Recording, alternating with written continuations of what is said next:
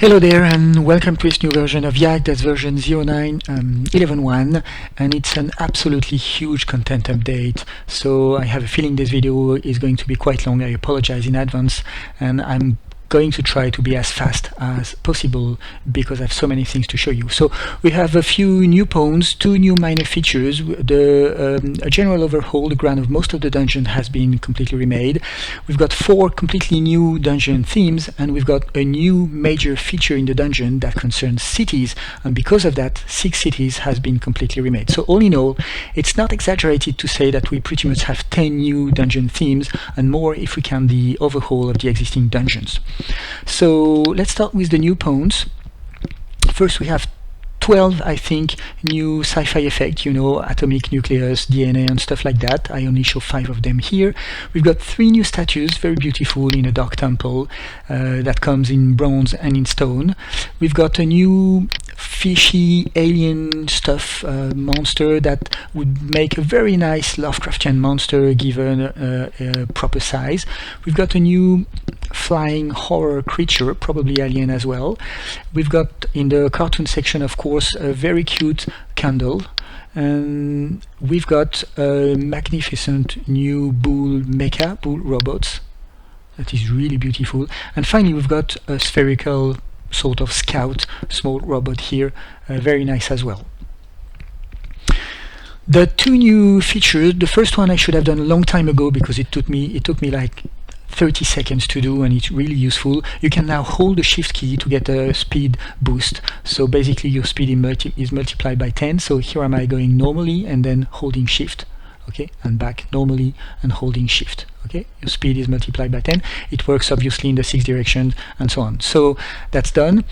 Next is the update of the character sheet. I've got a few users that told me that updating the character sheet was not so comfortable as it should be because of the auto update. Basically, when you modify one of those fields in the lines, the list was automatically updated and resorted, and sometimes the line you were working on was sent at the bottom of the list, for example, or well, it was all messed up, so it was not very comfortable to use. So what I did is I suppressed the auto commit on those fields, and now when you modify a field here, okay, when you leave the field, it's not automatically saved. Instead, YAG tells you that some modification has been made and that you should save. So if you don't click the red button here, go on another character sheet and come back, your modifications are not saved. But if you commit them by clicking the button, there you go, the new character sheet is saved, synchronized with the other computers, and so on and so on. Okay, so the only difference is that now you have to commit manually your character sheet when you make a modification. But what you gain here is that when you copy a line, it's not modified while you are writing into it. It stays in place. Okay, so it's a bit more comfortable. All right. Very quickly, the existing themes have been remade. I'm not going to show you all of them, but only let's say 2 maybe. An interesting one, the European forest has a new ground, you know, more lush. I'm going to put the same here on the ground so you can see how beautiful the forest is now, okay, with its new ground. And another interesting one is the swamp that has a very nice muddy texture for a ground. Okay, walking in this must not be a pleasure, and so on and so on. So most of them has been redone. I'm not going to show you them all. So now we've got new themes, and for the first one, for all of them, I prepared small saved. So let's load the first one, and it's a theme that is made from broken trees and stump. I think I did put some character somewhere. Yeah, here we've got a magician with a forest spirit. Okay, so given the proper ambience, it can really give good results. For example, let's turn off the light here, and you can see that we've got a nice encounter with a forest spirit. Maybe put a bit of fog to get a different ambience. And of course, I'm not playing with all the filters, but you know that they exist. Okay, so it's kind of nice. Then we've got a new desert, an arid desert, and again I prepared a very quick, very small scene. Probably not the best day of their life for those guys, you know, facing giant scorpions. So okay, you can see that the desert is quite nice. It's working quite well. We've got a few, you know, chunks of cactuses and desert plants, and it's really nice. So it can be useful for some scenes. And finally, in the new dungeon theme, we have a dwarven dungeon, dwarven architecture that is really beautiful, as you can see. Okay, I did put a character here, an elf, just to show you the size of the doors and the size of everything. So typical dwarf architecture, you know, runic stuff and things like that. And it works quite well. We can again turn off the lights here to get different ambience. Okay, maybe turn off the fog as well. Okay, this is really dark and nice. And the nice thing is, like most of the dungeon now, we can turn on the lights of the dungeon, and for this dungeon the crystal will emit a reddish light, giving a completely different and very beautiful ambience as well. Okay, maybe with a bit of fog this time. It's nice as well. Okay, and I'm going to turn off the fog because it's much nicer like that in complete night. Okay, you can see that the whole dungeon is now enlightened. Alright, that's it for the new theme. Well, there's one remaining, but we'll see it at the end of the video. And so now, the new feature, for the new feature, I'm going to load the default map. Where is it? I put it somewhere. Default, here it is. Okay, so let's come back to the default map, and I'm going to show you there is a new part in the UI. So this is the good old dungeon UI that we love and know, and now there is a new button that allows us to access a new sort of interface. Okay, so this button here goes back to the usual dungeon, and here we access to the new city dungeons. That's a new feature in YAG. There's a few parameters. I'm not going to explain those parameters because I just uploaded a dedicated tutorial video to explain every detail you need to know about those new cities and those new parameters. So what I'm going to make here is just a bit of a demo and show you what can be done with those cities. So first of all, when you use the city, I'm starting with the drawbacks. When you use the city, the second thing will be unavailable because we cannot mix themes with city, and also we cannot edit the dungeon, so we cannot modify them. And finally, we cannot use the fog of war on them. So all of these things will be grayed and unusable when using the city, but you'll see what we gain instead, and it's not a bad deal, I think. So let's start with the usual simple medieval city. Okay, everything by default here, and let's load it. So the nice thing about the city is that they have, you know, a coherent and proper structure. We have building blocks, we have roads between the buildings, and so on. So we can have simple buildings, we can have more complex structures, like this church is 2x1 cells. We have a small market here, and there we go. So we can modify, of course, very quickly, we can modify the size of the city, the size of the block, and we have probability to modify the content of the block and the number of roads that the city contains. Again, I'm explaining nothing here. There is a dedicated video tutorial for that.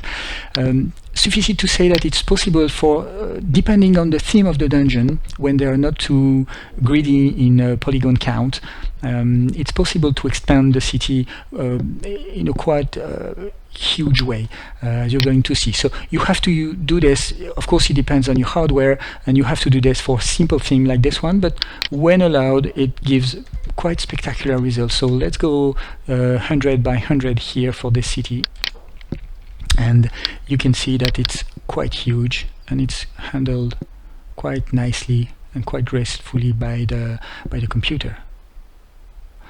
Okay, so you can see now why I had to implement the shift feature, because when going to a point of the city to another, it can be quite long. Okay, oof, let's go. Okay, stop. I'm not used to the shift key yet. Okay, so we can have a very long walk through those buildings. You can see the small marketplace and so on. So lots of things can be done in such an environment.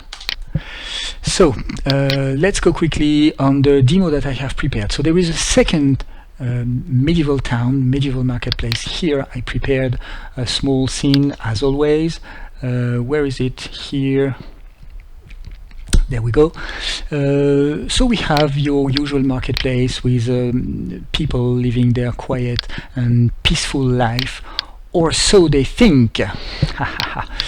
You know that I love giant spiders, so you can have quite nice scenes here in this sort of dungeon. And again, the nice thing is that the town is completely coherent with streets, with structures. We've got a giant cathedral here. We've got some churches. We've got different buildings. We've got street. We've got lightning in the street. We've got marketplace, and that's quite rich for many scenario or stories. Okay, next we have I think the skyscrapers that I did show you in the last video, but they have been overhauled as well using this new feature. So let's load the skyscrapers, and again I prepared very quickly, a few cars to make to show you a bit of a small scene. But the real star of the show is the structure of the town. You can see that it's completely coherent and it's beautiful and it really looks like a real town.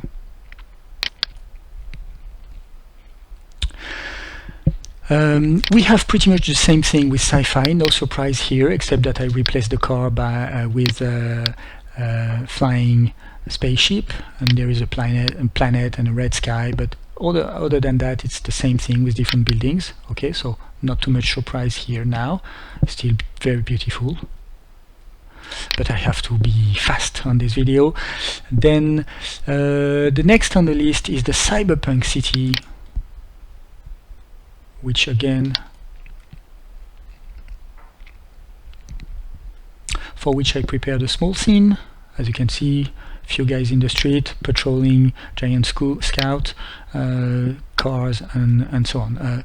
Again, the interesting stuff here is that we can walk around the city and follow the streets and have whatever adventure we like to have. Okay.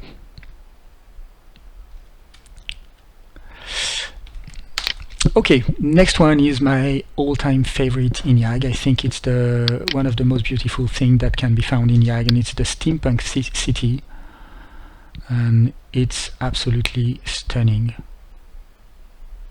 as you can see. The things that could be done in here. I have prepared, as always, a small scene with cartoon characters here, talking with each other, visiting a lovely square, lovely garden here, or having a coffee with their best friends.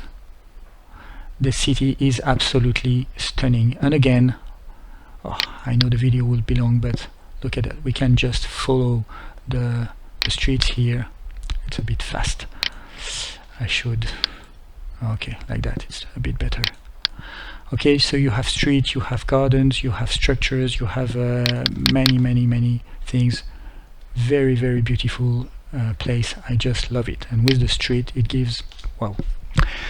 And finally, we've got a completely new theme. I kept it for the end, and I love it as well. It's a Lovecraftian or film noir ambience. Oh, what have we here? Okay, so I have added a filter, as you can see, black and white filter, and you can see that this guy has a small problem with a tentacle monster. He has a bigger problem here. We can just turn the light, maybe switch off the fog. Where is it? Here, to get a different mood again, and then we can turn off completely the lights. 00, keep a 005, very small one here, to get a very dark ambience. oh, maybe I know we could switch on the lights of the streets. Okay, so that's kind of nice as well. It works probably also well with the fog. Okay, that's some nice picture here. Okay, so let's put the lights back on here. And this can be used for other things as well. If we look up here, what have we got? King Kong. Okay, so it works well, maybe with a bit of sun. Oh yeah, that's nice. Oh, too much. Right. Okay, so you can really do many nice things, but I'd like to turn off the filters and all the effects, the fogs and so on, just to show you how beautiful this city is. So again, the structure of the town is really pleasant. You can follow the streets and so on, and have a look at the various buildings here, all the details. You know, everything is very, very beautiful.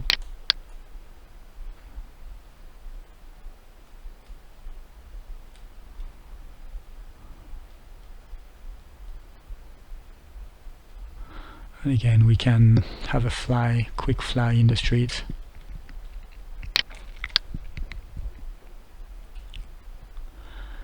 And come back where we were. Okay, so I think I'm going to end this video here, already almost 17 minutes. Sorry about the length, but as you saw, there was so much to show you. So I really hope that you did enjoy this video. I hope you liked it. Thank you very much for watching it until the end. And if you liked it, well, as always, see you in the next with great pleasure. Bye!